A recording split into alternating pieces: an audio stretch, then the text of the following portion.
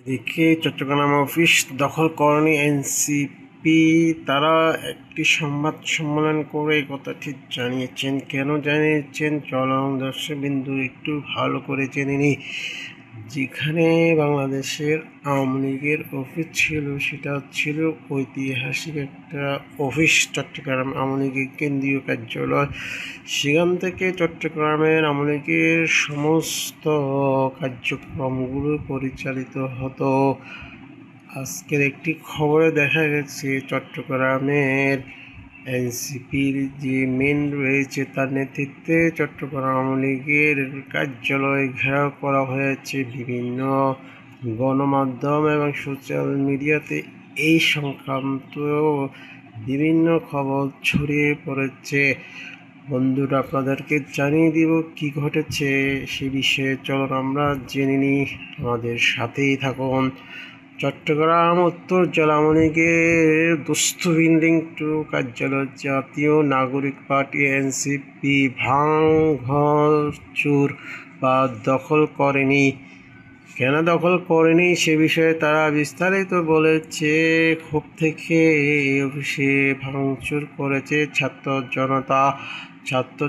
তো আমরা দেখিনি ভাই, আমরা দেখেছি ইয়াং ছেলে তারা কিভাবে জনতা হয়। বুধবার 22 অক্টোবর সন্ধ্যায় এনসিপি চট্টগ্রাম মহানগরের যুগ্ম সমন্বয়ক আরাফিন মনিউদ্দিন নগরীর বিপ্লব উদ্যানে এক সংবাদ সম্মেলনে এমনটি দাবি করেছেন। আরিফ মনিউদ্দিন বলেন, 2024 সালের 5 আগস্ট গণ অভ্যুত্থানের সময় শেখ হাসিনার বিরুদ্ধে যে ক্ষোভের জন্ম ছিল, সে ক্ষোভ থেকে অংশ হিসাবে সারা বাংলাদেশ যত আওয়ামী লীগের কার্যালয় ছিল সবগুলো মোটামুটি ভাঙচুর করা হয়। বীর চট্টগ্রাম ছাত্র জনতা চট্টগ্রামে যে আওয়ামী লীগের অফিস ছিল সেগুলো ভাঙচুর করেছিল। এর ফলে প্রত্যেকটি অফিসেই অকেজো ছিল, কিন্তু আমরা খবর পাচ্ছিলাম যে অফিসগুলো নতুনভাবে সাজানো হয়েছে, চেয়ার বসানো হয়েছে, ব্যানার লাগানো হয়েছে এবং তারা নাকি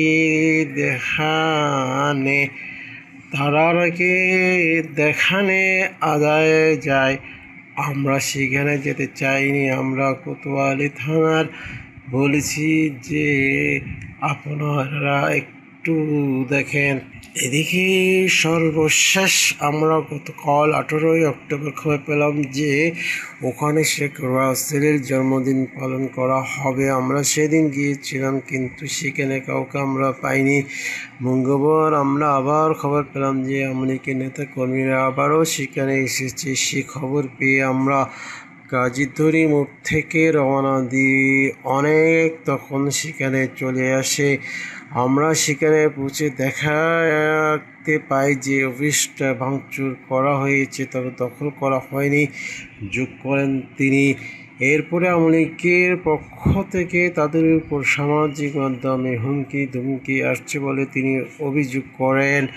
কেন অভিযোগ করছেন তার কারণ হয়তো ইতিমধ্যে আপনারা জেনে গেছেন। প্রসঙ্গ, মঙ্গলবার দুপুরে নগরী নিউ মার্কেটের মোড়ে দোস্ত বিল্ডিংয়ের 4th তলায় কার্যক্রম নিষিদ্ধ থাকা চট্টগ্রামের উত্তর জেলা আওয়ামী লীগের কার্যালয়ে ভাঙচুর করা হয়।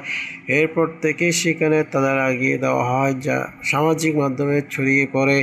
ভিডিওতে ভাঙচুরের সময় এনসিপি নেতা আরিফ মনিউদ্দিনকে দেখা যায়। তখন একদল যুবক কার্যালয়টির বাইরে শেখ মুজিবুর রহমানের ছবিও ভাঙচুর করতেছিল।